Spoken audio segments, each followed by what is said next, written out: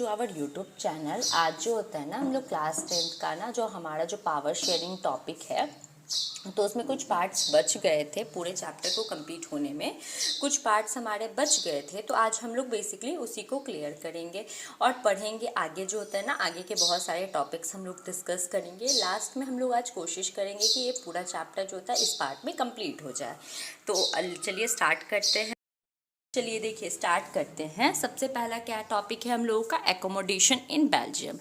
ठीक है, तो देखिए अब बेल्जियम में यहाँ पे क्या क्या हुआ। श्रीलंका का तो पूरा स्टोरी हम लोगों ने देख लिया था कि किस तरीके से सिन्हाला और तमिल वाले जो थे ना, वो अपना अपना ही राग अलाप रहे थे कि हम जो होते ना, हम ये मेजोरिटी अमाउंट में तो हम राज करेंगे, हमको चाहिए सत्ता, हमको चाहिए। तो ये दोनों जो थे ना अपना ही ना राग अलाप रहे थे।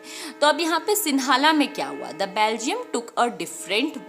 बेल्जियम में क्या हुआ, the Belgium leader took a different path. लेकिन बेल्जियम में क्या हुआ ना, बेल्जियम के जो लीडर्स थे ना, उन्होंने एक अलग ही रास्ता खोज निकाला। They recognise the existence of regional differences and cultural diversity. उन्होंने क्या किया ना ग्रुप को डिवाइड करने से अच्छा, मतलब अगर मानिए जैसे सिन्हाला और तमिल में हो, तमिल की तरह अगर बेल्जियम में भी होते जाता तो लाखों की संख्या में लोग मारे जाते, बहुत ज़्यादा प्रॉपर्टी का लॉस होता, गुड्सविल खराब होता। तो बेल्जियम में ऐसा कुछ भी नहीं किया गया, बल्कि बेल्जियम में आपको क्या किया गया ना, बेल्जियम में ना एक अलग तरीके का किस्सा आजमाया गया। अब ये अलग तरीके का किस्सा क्या था, तो अलग तरीके का किस्सा ये था कि बेल्जियम में क्या किया गया ना, कि बेल्जियम में जो लीडर्स थे ना, उन्होंने ना एक ना अलग साइड, एक अलग जो होता है ना, एक अलग रास्ता अपना लिया। क्या रास्ता अपनाया, तो उन्होंने क्या किया ना कि उन्होंने सोचा कि ना हम लोग ना कंट्री को डिवाइड करने से अच्छा, ये जो रीजनल डिफरेंसेस हो रहा है, कल्चर को लेकर डिफरेंसेस हो रहा है, क्यों ना हम इसको भरने की कोशिश करें। इसको अगर ये जो रीजनल डिफरेंसेस और कल्चरल डिफरेंस हो रहा है, अगर हम इसको भरने की कोशिश करेंगे तो 100% चांसेस है कि सब लोग एक साथ मिलजुल कर रहेंगे यहाँ पे। Between 1970 and 1993 they amended the constitution 4 times so as to work out an arrangement that would enable everyone to live together within the same country। अगर हम लोग बात करें 1970 से लेके 1993 तक, तो ना उन्होंने 23 साल की बात करें तो 23 साल में जो बेल्जियम के जो लीडर्स थे ना, उन्होंने अपने कॉन्स्टिट्यूशन को, मतलब उनका जो कॉन्स्टिट्यूशन था, संविधान था, उसको 4 बार बदला। किस लिए, तो अलग अलग रूल्स रेगुलेशन लगाने के लिए उन्होंने बदला। मतलब अलग अलग रूल्स रेगुलेशन के लगाने के लिए क्या कि ना कौन सा रूल जो होता है कि सबके लिए बेनिफिटेबल प्रूव हो। तो इस रूल रेगुलेशन को लगाने के लिए उन्होंने क्या किया ना, अपना जो कॉन्स्टिट्यूशन है उसमें 4 टाइम चेंजेस किए। और छोटा मोटा चेंजेस नहीं किया, बहुत ह्यूज, बहुत बड़ा चेंजेस किया। The arrangement they work out is different from any other country, is very innovative। जो ये जो अरेंजमेंट था ना, ये दूसरे कंट्री के कंपेयर में ये बहुत अनोखा था। बेल्जियम का जो ये अरेंजमेंट था, ये दूसरे कंट्री के कंपेयर में बहुत अनोखा था।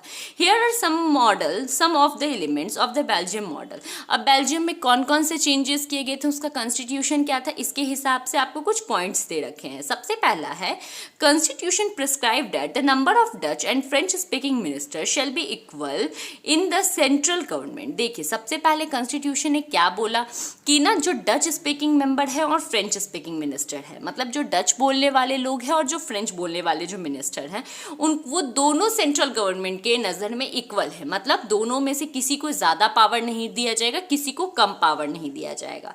सम special law require the support of majority of member from each linguistic group. कुछ जो होता है लॉ बनाया गया, जो मेजोरिटी के जो लोग थे उनके लिए कुछ स्पेशल लॉ बनाया गया जो कि उनके मेजोरिटी को प्रोटेक्ट करता था। Thus no single community can make decision unilaterally. कोई ऐसा सिंगल कम्युनिटी नहीं था, कोई ना ही सिन्हा, ना ही ये क्या कहते हैं, ना ही जो थे फ्रेंच वाले और ना ही डच वाले, किसी सिंगल कम्युनिटी को, किसी भी सिंगल समुदाय को ये जो होता है ना कोई भी सिंगल कम्युनिटी या किसी भी सिंगल आप समुदाय को बोल सकते हैं कि ना ये पावर नहीं दिया गया कि आप ही डिसीजन बनाइए। कोई भी जो था वो सिंगली डिसीजन नहीं बना सकता था। डिसीजन जो था ना सबको के साथ मिलकर बनाना पड़ता था। Many power of the central government have been given to state government of two region of the different country. बहुत सारा जो पावर है ना सेंट्रल गवर्नमेंट का, बहुत ज़्यादा पावर, ठीक है, वो किसको दिया गया? स्टेट गवर्नमेंट को दिया गया और लोकल गवर्नमेंट को बहुत सारे पावर्स जो थे ना वो प्रोवाइड करवाए गए। The state government are not subordinate to the central government. अब जो स्टेट गवर्नमेंट है ना, पहले क्या था कि स्टेट गवर्नमेंट को पावर मिलता ही नहीं था, उसको छोटे से काम के लिए सेंट्रल गवर्नमेंट का मुंह देखना पड़ता था। लेकिन अब नहीं हुआ ऐसा। अब क्या क्या क्या पावर से स्टेट गवर्नमेंट को भी दिए जाने लगे, जिससे अब से स्टेट गवर्नमेंट का भी जो वैल्यू था ना वो पहले के कंपेयर में और ज़्यादा बढ़ गया। Many power of the central government have been given to state. ये तो क्या, Brussels has a separate government in which both community have equal representation. Brussels में एक अलग की चीज़ किया गया, ब्रुसेल में एक सेपरेट गवर्नमेंट बनाया गया जिसमें दोनों कम्युनिटी मतलब आपके फ्रेंच वाले और डच वाले दोनों को शामिल किया गया। The French speaking people accepted equal represented in Brussels because Dutch speaking community has accepted equal representation in central government. अब फ्रेंच स्पीकिंग वाले जो लोग थे उन्होंने भी मना नहीं किया कि आइए, जब नई सरकार बनाई जाने लगी, कल करे सो आज करे सो अब, पल में परलय होएगी, वीडियो लाइक करेगा जाने लगा ब्रुसेल में। तो फ्रेंच वाले जो लोग थे उन्होंने भी मना नहीं किया। क्यों मना करेंगे? क्योंकि डच वालों ने भी तो सेंट्रल गवर्नमेंट की सरकार जो होता है वो आसानी से कंट्री में बनाया था, तो ब्रुसेल में फ्रेंच वाले कैसे मना कर सकते थे? तो दोनों की रजामंदी से क्या किया गया, एक नई तरह की सरकार बनाई गई। Apart from the central and the state government there is a third kind of government. अब इन सब के अलावा central government and state government के अलावा भी ना तीसरे तरह के भी गवर्नमेंट होते हैं, ठीक है। ये तीसरे तरह का गवर्नमेंट कौन सा है हम लोगों का? तो तीसरे टाइप के गवर्नमेंट को नाम दिया गया कम्युनिटी गवर्नमेंट, जिसको आम जनता चुनती थी, ठीक है। और ये जो थे किसी एक लैंग्वेज से बिलोंग करते थे, जैसे डच हो गया, फ्रेंच हो गया, जर्मन हो गया।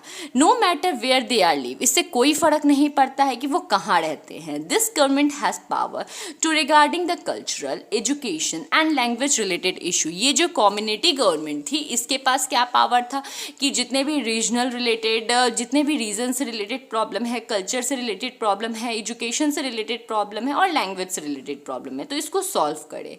You might find that the Belgium model were very complicated. अगर हम लोग बेल्जियम का मॉडल देखेंगे तो हम लोगों को पता चलेगा कि बेल्जियम का मॉडल काफ़ी कॉम्प्लिकेटेड है। It ended is very complicated, even the people for living is complicated even for living and Belgium. वहाँ के लोग जो होते हैं ना उनका जो सबका अब अलग अलग समुदाय के लोग हैं, तो सिंपल सी बात है कि अलग अलग समुदाय के लोग हैं तो उनका थॉट भी अलग होगा, लेकिन उस सारे थॉट को साथ में लेकर चलना ये बहुत बड़ी बात है। But this arrangement have work well so far. लेकिन ये जो चेंजेस किया गया, अब गवर्नमेंट ने ये सब चेंजेस किए तो गवर्नमेंट ये भी तो चाहेगी ना कि ये सारे चेंजेस जो होता है ना वो बेनिफिटेबल प्रूव हो, तो ऐसा हुआ भी। They help to avoid civic strife between the two major community and a possible division of the country or linguistic life. ये दोनों की इक्वलिटी से साथ में काम करने से फ़ायदा ये हुआ कि ना एक कंट्री में जो गृह युद्ध हो सकता था वो बंद हो गया और दोनों कम्युनिटी साथ में जो होता है ना वो मिलकर रहने लगी, कंट्री का डिवीजन भी नहीं हो गया। Many countries of Europe came together to form a European Union, Brussels was choose at it as its headquarter. और उसके इतने अच्छे काम को देखते हुए जब बहुत सारे कंट्री मिलकर यूरोप में से जुड़े और यूरोपियन यूनियन बनाया, तो उस समय ब्रुसेल को क्या किया गया, हेडक्वार्टर के रूप में चुना गया। मतलब यहाँ पे कौन सा स्टोरी काम आया, यहाँ पे जो एकता में बल वाला जो स्टोरी हम लोग बचपन में पढ़ते थे वो यहाँ पे देखने के लिए मिला। What do we learn from these two stories?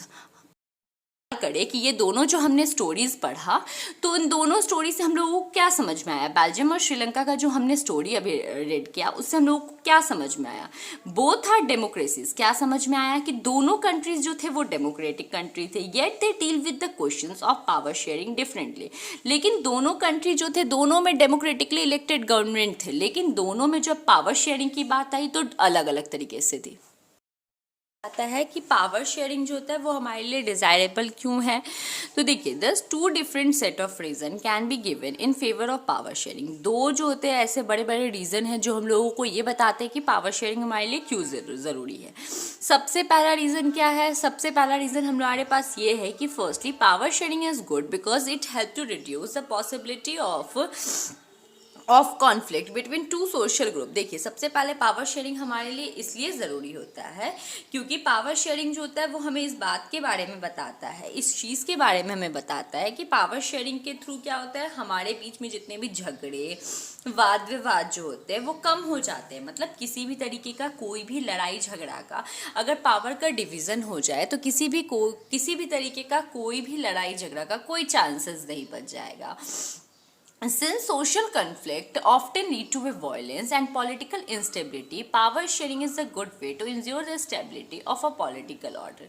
देखिए, बेसिकली क्या होता है, ये जो पावर शेयरिंग से क्या होता है ना कि सोशल कॉन्फ्लिक्ट, जितना भी वाद विवाद का जो रीज़न होता है, झगड़ा लड़ाई मार पीट, ये सब का चांसेस घट जाता है। हम लोगों का पॉलिटिकल इंस्टेबिलिटी का खतरा बढ़ जाता है। ठीक है, अगर मानिए पावर शेयरिंग आप मत कीजिए तो पॉलिटिकल इंस्टेबिलिटी बढ़ेगा आपका और झगड़ा लड़ाई का चांसेस बढ़ जाता है हमारे अंदर। Power sharing is a good way to ensure the stability of political order. Power sharing इसलिए ज़रूरी है क्योंकि हमारे पॉलिटिकल ऑर्डर को स्टेबल बनाने का काम करता है। Imposing the will of majority community over other may look like an attractive opinion in short run, but in the long run it is undermine the unity of the nation. देखिए, अगर हम लोग बात करें, एक सेकेंड रुकिएगा, आपका क्या बोल रहा है, पावर का शेयरिंग हम लोग के लिए इसलिए ज़रूरी है क्योंकि पावर को शेयर करने से हम लोगों को एक चीज़ का फ़ायदा होता है कि लोगों के बीच में जो वाद विवाद का जो चांसेस होता है कि झगड़ा लड़ाई मार पीट पॉलिटिकल इंस्टेबिलिटी हो जाएगा, झगड़ा होगा, तो ये सारे जो चांसेस रहते हैं ये तो सबसे पहला घट जाता है। और दूसरा क्या रहता है कि डेमोक्रेटिक फॉर्म में पावर शेयरिंग वो काफ़ी अच्छा रहता है क्योंकि पावर जो होता है किसी एक बंदे के हाथ में नहीं रहता है, बल्कि पावर का क्या होता है, डिवीज़न होते रहता है, एक से दूसरे में जाता है, दूसरे के पास से तीसरे में जाता है, इसलिए पावर शेयरिंग ज़रूरी है। Let us call the first set of reason prudential and second moral. पहला जो है वो हमारा प्रूडेंशियल रीज़न है, मतलब जो हमारे लिए ज़रूरी है। सेकंड क्या है, हमारे लिए मॉरल है। सेकंड मॉरल का मतलब क्या होता है कि इससे जो होता है हम लोग को कुछ सीख मिल रहा है। क्यों सीख मिल रहा है? क्योंकि हम लोगों के पूर्वजों ने ये बताया है कि हो सकता है उन्होंने ये बात फील किया होगा कि अगर पावर एक ही इंसान के हाथ में रह जाए तो वो अपने पावर का गलत यूज़ करने लगता है, लेकिन अगर पावर को सब डिवीज़न होते रहे तो पावर जो होता है वो किसी के हाथ में भी नहीं रहेगा, तो लोग जो होते हैं वो ज़्यादा जो होते हैं किसी भी तरीके का कोई स्ट्रेस नहीं लेंगे। मतलब जैसे अगर मानिए पहले राजा है तो राजा के मन में जो आता था वो राजा वो करता था, ठीक है, क्योंकि उससे पावर छीनने का हक किसी के पास नहीं था। लेकिन फिर क्या हुआ, हम लोगों का डेमोक्रेटिक फॉर्म ऑफ गवर्नमेंट आया जिसको हम लोग चुनते हैं, ठीक है, हमारा जो डेमोक्रेटिक फॉर्म ऑफ गवर्नमेंट आया जिसको हम लोग चुने। तो जब हम लोगों ने चुना तो अगर वो हमारे हित में कोई काम नहीं करेगा तो हमारे पास तो ये हक होगा कि हम जो होता है उसको हटा के अगले साल इलेक्शन होगा हम किसी और को वोट देंगे, ठीक है। और इस चीज़ से हम लोगों को कोई रोक भी नहीं सकता है। ये जो वोटिंग मेथड होता है इससे तो हम लोगों को कोई रोक भी नहीं सकता है। तो इसलिए डेमोक्रेटिक फॉर्म ऑफ गवर्नमेंट में पावर शेयरिंग जो होता है वो काफ़ी ज़्यादा इंपॉर्टेंट होता है।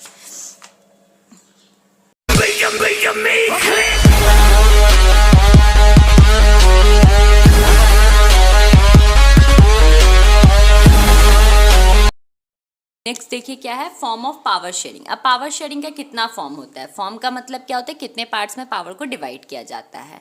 The idea of power sharing has emerge in opposition for the notion of undivided political party. ये जो आइडियाज़ होते हैं पावर शेयरिंग के, ये जो होता है हम लोगों के पॉलिटिकल पार्टी के लिए एक काफ़ी वरदान के रूप में है। फॉर अ लॉन्ग टाइम, लंबे समय तक ऐसा माना जाता था that all power of a government must reside in one person और a group of person located at one place. देखिए, लंबे समय तक ऐसा माना जाता था, लोगों के मन में ये ना मत भावना था कि ना पावर जो होता है वो सिर्फ एक ही इंसान के हाथों में होना चाहिए या फिर कुछ लोगों के ग्रुप के हाथों में होना चाहिए, लेकिन ना जिससे क्या होना वो लोग सही डिसीजन ले सके और तुरंत डिसीजन ले सके, ठीक है। It was field that if a power to decide is displaced it would not possible to take a quick decision and to enforce them.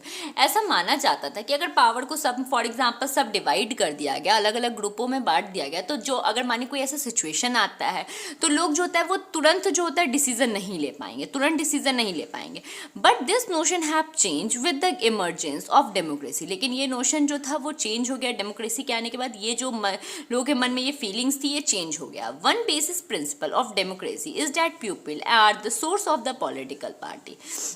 देखिए, डेमोक्रेसी के आने के बाद ये तो क्लियर हो गया कि आम जनता जो है वो पॉलिटिकल पार्टी का एक इम्पॉर्टेंट सोर्स है। इन अ डेमोक्रेसी में क्या होता है ना, in a democracy people rule themselves through the institution of self government. लोग जो होता है खुद भी रूल कर सकते हैं सेल्फ गवर्नमेंट बनाकर। इन अ गुड डेमोक्रेटिक गवर्नमेंट की बात करें तो हम लोग ये देखेंगे कि अलग अलग जो डाइवर्स ग्रुप वगैरह रहते हैं ना, अलग अलग व्यू वाले जो लोग रहते हैं, अलग अलग थॉट वाले जो लोग रहते हैं, हम लोगों को सबका जो होता है रिक्वेस्ट कर रहे हैं, सबका जो होता है ना बातों को समझना चाहिए। एवरीवन हैज़ अ वॉइस, हर किसी का अपना आवाज़ होता है जिसको कोई दबा नहीं सकता। हर इंसान का अपना वॉइस होता है जिसको कोई दबा नहीं सकता है।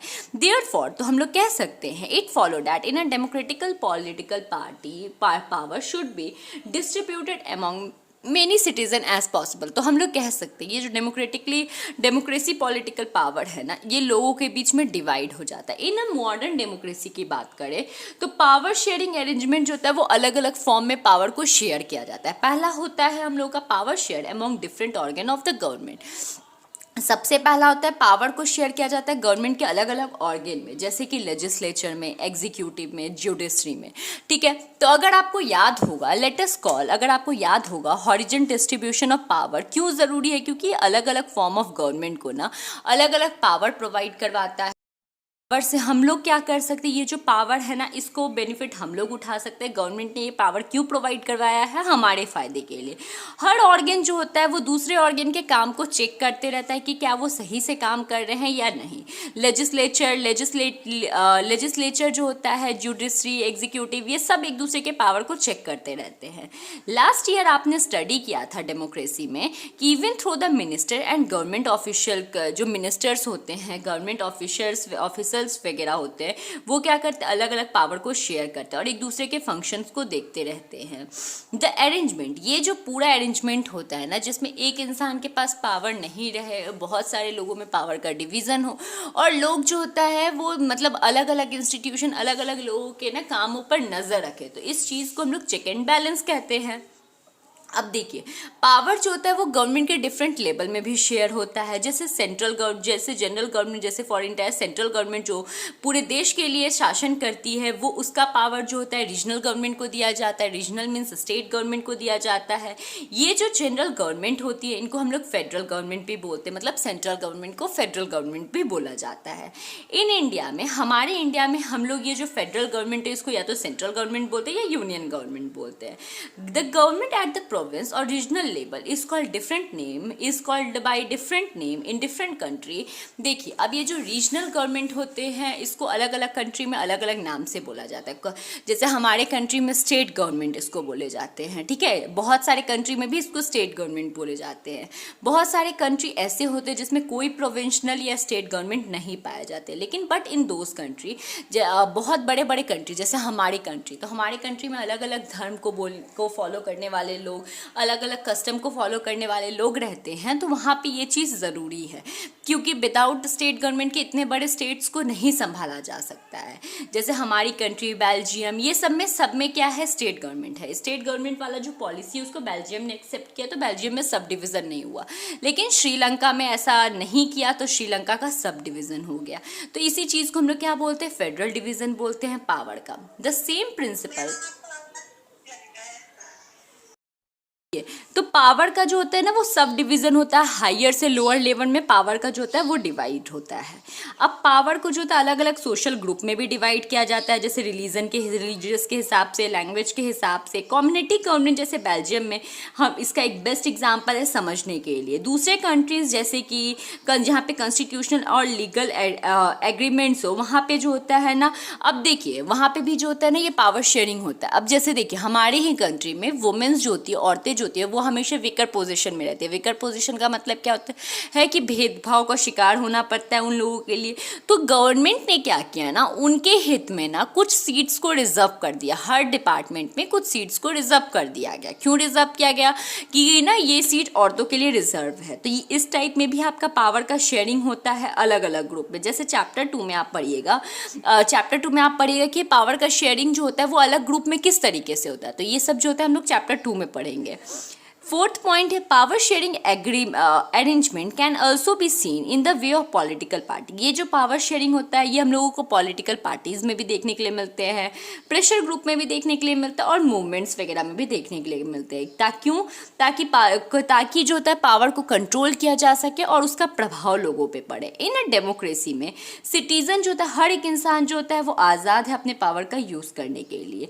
इन contemporary democracy this take a form of competition among different parties. लेकिन इसका ना हमारे पास एक दूसरा ऑप्शन भी है। क्या है दूसरा? अगर हम लोग वे से देखें तो आज के टाइम में जो होता है लोग जो होता है पार्टीज जो होती है पॉलिटिकल पार्टीज एक दूसरे से ना कंपटीशन कर रही है कि हम करेंगे, हम जीतेंगे, हम हारेंगे। तो इस टाइप का कंपटीशन कर रही है जो बिल्कुल गलत है। ये कंपटीशन से ना क्या होता है, पावर जो होता है ना वो एक लोग जो होता है अपने पावर का सही यूज़ नहीं कर पाते बल्कि मिस यूज़ करने लगते हैं, जो कि गलत है हमारे लिए।